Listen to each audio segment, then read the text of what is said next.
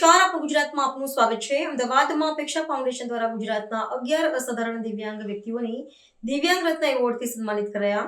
ગુજરાતી સિનેમાની સૌથી લોકપ્રિય ફિલ્મ લાલોની સમગ્ર ટીમ રહી ઉપસ્થિત।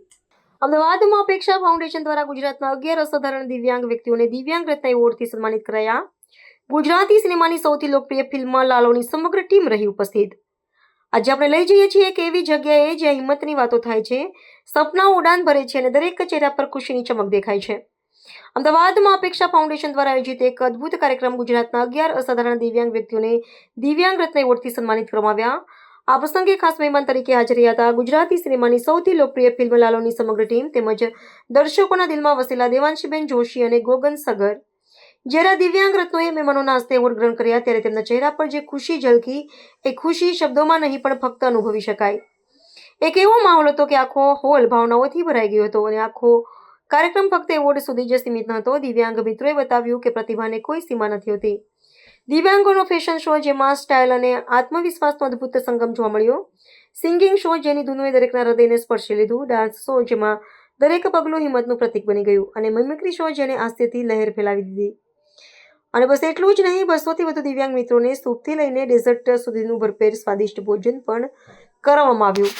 એક એવું ભોજન જે માત્ર પેટ નહીં પણ દિલને પણ તૃપ્ત કરી ગયું। મિત્રો, આ કાર્યક્રમ ફક્ત એક ઇવેન્ટ ન હતો, એ હતી એક મહાન સંદેશ આપનારી ઘટના કે જીવનમાં કોઈ પણ અવરોધ આપણને આગળ વધતા રોકી શકતો નથી જો આપણી અંદર હિંમત અને ઈચ્છા શક્તિ હોય। આ અંગે વાત કરતા લાલો ટીમે પોતાની લાગણી દર્શાવતા કહ્યું હતું કે અપેક્ષા ફાઉન્ડેશન દ્વારા આજે દિવ્યાંગ રત્ન એવોર્ડ કાર્યક્રમ યોજવામાં આવ્યો, સાંસ્કૃતિક કાર્યક્રમ પણ છે અને આ એવોર્ડની અંદર આપણે 11 ગુજરાતના અલગ અલગ જિલ્લાના જે દિવ્યાંગ રત્નો છે તેમને આપણે આજે નવાજ્યા। ભગવાને એમને ખામી આપી પણ એ ખામીને એમણે ખૂબીમાં પરિવર્તન કરી અને ગુજરાતથી લઈ અને ભારત અને ઇન્ટરનેશનલ લેવલે એમણે છે પોતાના નામનો અને પોતાની કળાનો ડંકો વગાડ્યો છે। એવા 11 રત્નોને આજે અપેક્ષા ફાઉન્ડેશને સન્માનિત કર્યું અને સાથે જ દિવ્યાંગોનો ફેશન શો, એમનું ડાન્સિંગ, એમનું સિંગિંગ, એમના મિમિક્રી વગેરે શો પણ સાથે સાથે અરેન્જ કરવામાં આવ્યા હતા। છેલ્લા 11 વર્ષથી હું પ્રજ્ઞાચક્ષુ મિત્રો સાથે જોડાઈને કામ કરી રહ્યો છું અને છેલ્લા 2 વર્ષથી અપેક્ષા ફાઉન્ડેશન નામથી આપણે એક NGO ચલાવીએ છીએ। જ્યારે સામાન્ય માણસની રોજગારીનો પ્રશ્ન છે, સામાન્ય માણસના સન્માનનો પ્રશ્ન છે, એટલો વિકટ છે ત્યારે વિચારો કે જેમની પાસે આંખ નથી, જેમની પાસે પગ નથી, જેમની પાસે હાથ નથી, જેઓ સાંભળી કે બોલી નથી શકતા, તો એમને દુનિયા ક્યારે નવાજ છે, એમને દુનિયામાં સ્થાન ક્યારે મળશે? એમની પાસે પણ ભરપૂર ખજાનો છે, ભરપૂર ટેલેન્ટ છે, તો એમને પ્લેટફોર્મ આપવું એ આપણા સૌ સામાન્ય સમાજમાં જીવતા લોકોની જવાબદારી છે અને હું જે કામ કરી રહ્યો છું એ માત્ર 0.00% છે। હજી 99.99% કામ કરવાનું આ ક્ષેત્રમાં બાકી છે। તો બસ હું સમાજને એક જ મેસેજ આપવા માગું છું કે દિવ્યાંગોને સમાજમાં પ્લેટફોર્મ આપો, એ લોકોના ટેલેન્ટને સમાજમાં સ્થાન આપો।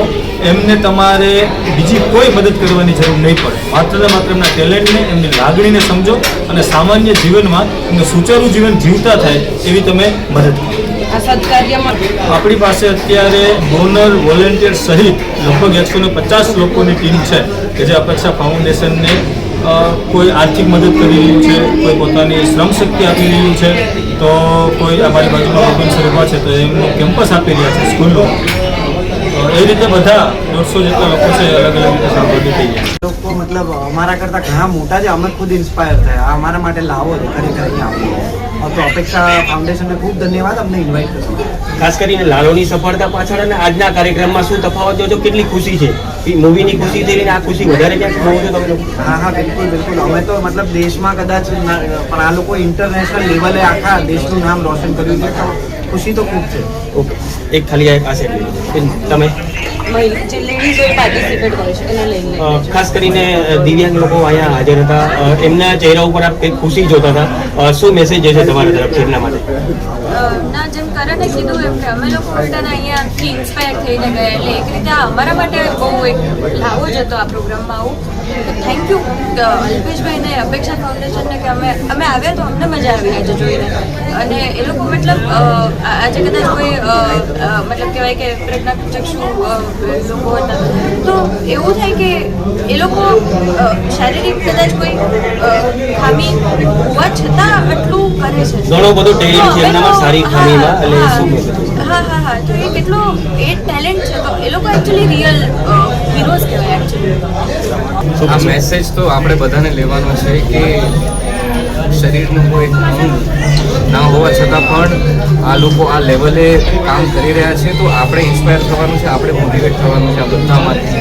અને આ લોકોને બસ હું એક જ ઓલ ધ બેસ્ટ અને બેસ્ટ વિશેષ અમારી બધી આખી લાલોની ટીમ તરફથી કે હજી લેવલ અપ થતા જાય, લોકો વધારે ને વધારે આ લોકોને ઓળખે અને આવા ઘણા લોકો છે જેને આપણે ઓળખતા નથી, બસ આવા લોકો પબ્લિકમાં આવે ને વધારે આ લોકોને ઓળખ મળે. મીડિયાના માધ્યમથી લોકોને શું મેસેજ આપવા માંગશો કે આવા બીજા કાર્યક્રમો થવા જોઈએ, લોકોએ પ્રોત્સાહન આવા કાર્યક્રમો થવા જ જોઈએ અને આ લોકોને પ્રોત્સાહન મળે એવું જેટલા પણ કાર્યક્રમો થશે એ સારું જ છે, કારણ કે એક મોટિવેશન આમને પણ મળે છે કે લાઈફમાં હજી સંઘર્ષ કરવાનો છે અને હજી આ જે લેવલ છે નથી આગળ આપણે વધવાનું.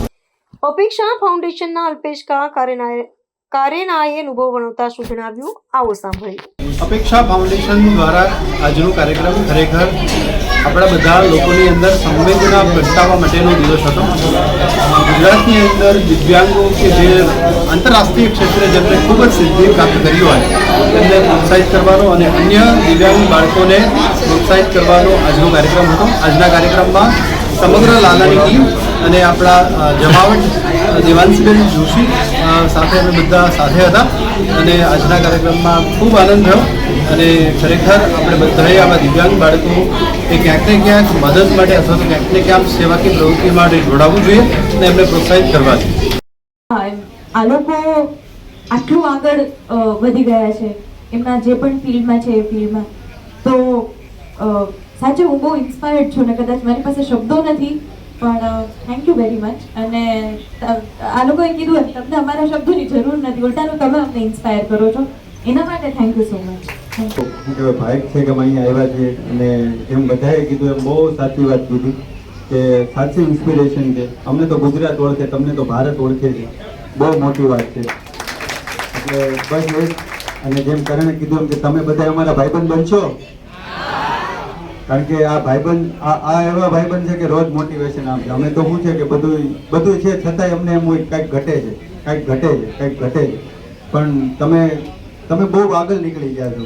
અને ખાલી કહેવા ખાતર કહેવાની પણ આજે ફીલ થયું કે જે રીતે સાહેબ ઇન્ટ્રોડક્શન આપતા હતા બધાનું કે આ અહીંયા છે આજે અમને એમ થયું કે અમે ઠીક છે પિક્ચર તો હવે તો બધું છે તો બનાવીએ કે એવું કે બહુ મોટી વાત નથી, પણ બહુ સારું કહેવાય કે તમે લોકો અને સાચે દિલથી ઇન્સ્પિરેશન મળ્યું અને તમને ખાસ અભિનંદન. કારણ કે આવું બધું કરવું ને આવો વિચાર આવો ને એ બી એની કૃપા છે કે તમે આ કરીએ.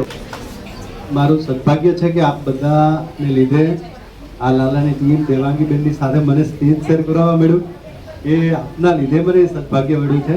તો આપ બધાનો હું ઋણી છું.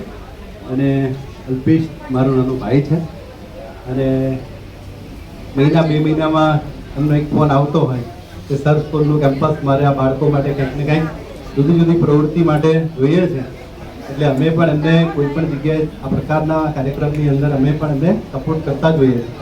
પણ એ જે કરે છે એટલું અમે નથી કરી શકતા, કારણ કે એ તો તમારા બધાના માટે એક સેવાનું માધ્યમ, એક પ્રવૃત્તિનું માધ્યમ, પોતાનું જીવન. જય શ્રી કૃષ્ણ બધાને. આજે મંચ પર ઉપસ્થિત લાલો મૂવીની આખી ટીમ, આદરણીય દેવાંશીબેન, ભુવનભાઈ, તમામ મહેમાનોનું હૃદયથી સ્વાગત કરું છું. તેમજ પધારેલ તમામ મહેમાનો, દિવ્યાંગો, તમામનું હૃદયથી સ્વાગત કરું છું.